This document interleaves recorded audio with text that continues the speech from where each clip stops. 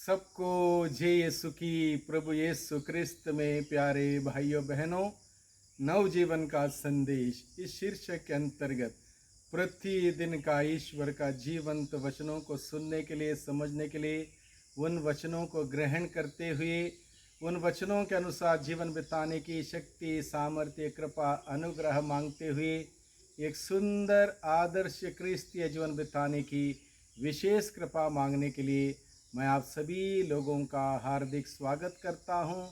आज जून की 30 तारीख है, सोमवार का दिन है और आज के दिन में प्रभु अपने वचनों के द्वारा हम सबों को प्रभु का अनुसरण करने के लिए बुलाता है। प्रभु का अनुसरण करना किसी के लिए भी आसान नहीं है। प्रभु का अनुसरण करने के लिए सबसे पहले मेरे दिल में प्रभु के प्रति उतना गहरा प्यार होना चाहिए।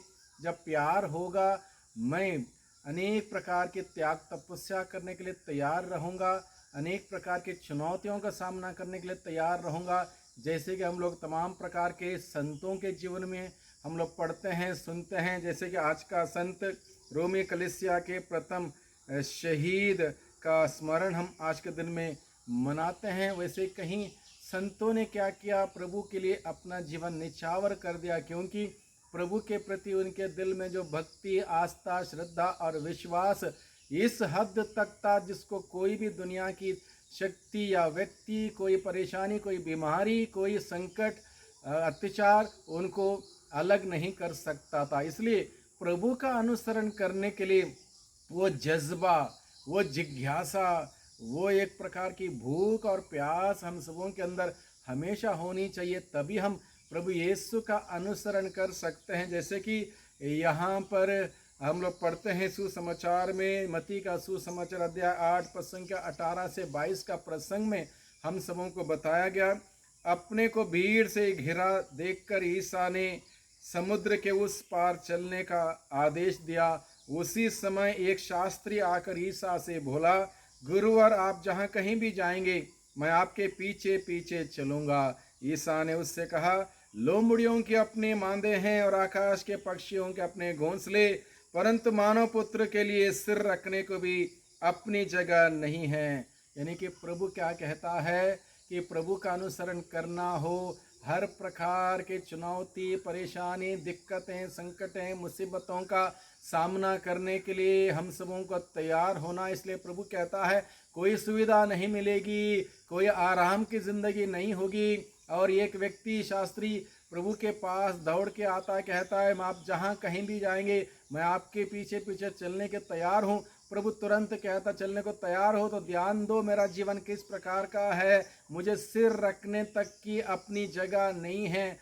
यानी कि वो दरिद्रता में रहते हुए, उस गरीबी की हालत में रहते हुए, हर प्रकार के सुख को त्याग करते हुए, हर प्रकार के ऐश आराम को त्याग करते हुए, अगर तुम मेरा अनुसरण करना चाहते हो तब आना, अन्यथा मत आना। बहुत सारे लोग सोचते हैं ईसाई जीवन आराम का जीवन है, ईसाई बनने से हमें वो सुख मिलेगा, ये सुविधा मिलेगी, नौकरी मिलेगी, हमें वो अनेक प्रकार की आराम की ज़िंदगी मिलेगी। नहीं, प्रभु यीशु ने कहीं पर भी इस बात का ऐलान नहीं किया। प्रभु ने यही कहा, यदि कोई मेरा अनुसरण करना चाहता है तो सबसे पहले आत्म त्याग करें, प्रतिदिन अपना क्रूस उठाएं, तब जाके मेरा अनुसरण करें। ये बात प्रभु ने हम सबों से कही है। इसलिए प्रभु का अनुसरण करने के लिए हम सबों के अंदर प्रभु के प्रति वो भूख, वो प्यास, वो लगन, वो जिज्ञासा और प्रभु के प्रति वह गहरा प्रेम और विश्वास की आवश्यकता है, जिसके लिए हमें प्रार्थना करने की ज़रूरत है। हर दिन हमारा प्रेम प्रभु के प्रति बढ़ जाए। जितना गहरा मेरा प्यार होगा प्रभु के प्रति, उतना मजबूत मेरा प्रभु के प्रति अनुसरण होगा। प्रभु की बातों को मैं सुनूंगा, मानूंगा, उसके अनुसार चलूंगा, जब मेरा प्यार प्रभु के प्रति है।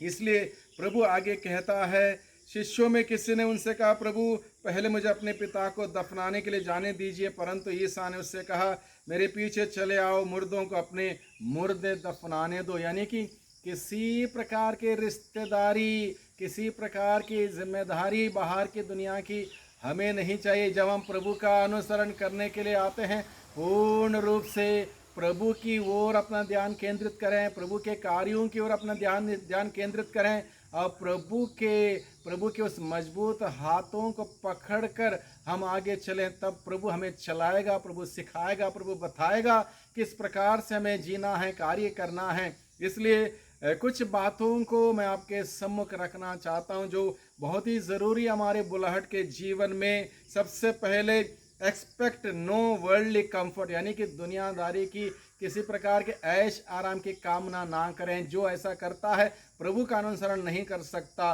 प्रभु का अनुसरण करने वाले के लिए दरिद्रता का जीवन जीने के लिए हमेशा तैयार रहना है।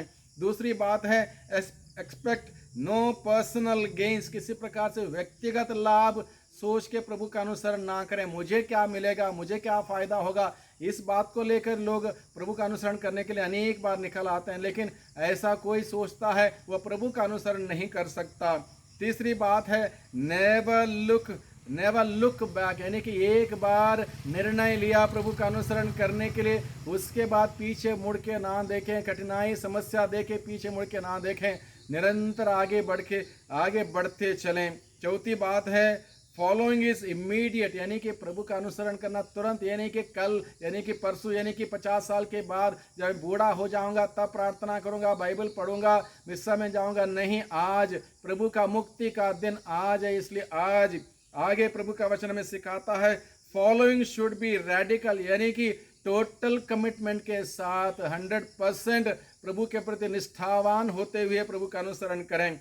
Following should not be in two minds, हाँ या ना, ऐसा ना होना चाहिए। घर के भी देखना है, उसको भी देखना है, इसको भी देखना है, उधर भी दिल लगा हुआ है, इधर भी दिल लगा हुआ है, प्रभु के ओर भी दिल लगा हुआ। ऐसे डिवाइडेड माइंड से, डिवाइडेड हार्ट से प्रभु का अनुसरण हम नहीं कर सकते। प्रभु हमें सिखाता है, नो मेटीरियल ऑब्जेक्ट, यानी किसी प्रकार की मेटीरियल गेन को लेके, उस लक्ष्य को लेकर प्रभु का अनुसरण ना करें।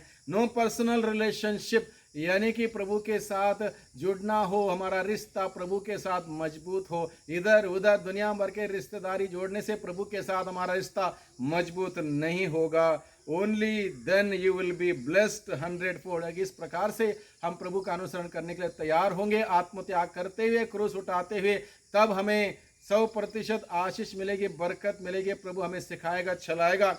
इसलिए आज के दिन में प्रभु का वचन सुनते हुए हम प्रभु से प्रार्थना करें, प्रभु मुझे आपके प्रति वो भूख और प्यास प्रदान कर, आपसे प्यार करने की वो विशेष कृपा प्रदान कर, मेरा प्यार को आपके प्रति बढ़ा, ताकि मैं आपसे प्यार करते हुए, बलिदान अर्पित करते हुए, मेरा प्यार के सबूत के रूप में आपका अनुसरण कर सकूं, आपके लिए जीऊं, आपके लिए मरूं, आपके लिए कार्य करूं और आपकी महिमा देखूं, आपकी महिमा करूं। सबको धन्यवाद, सबको जय यीशु की।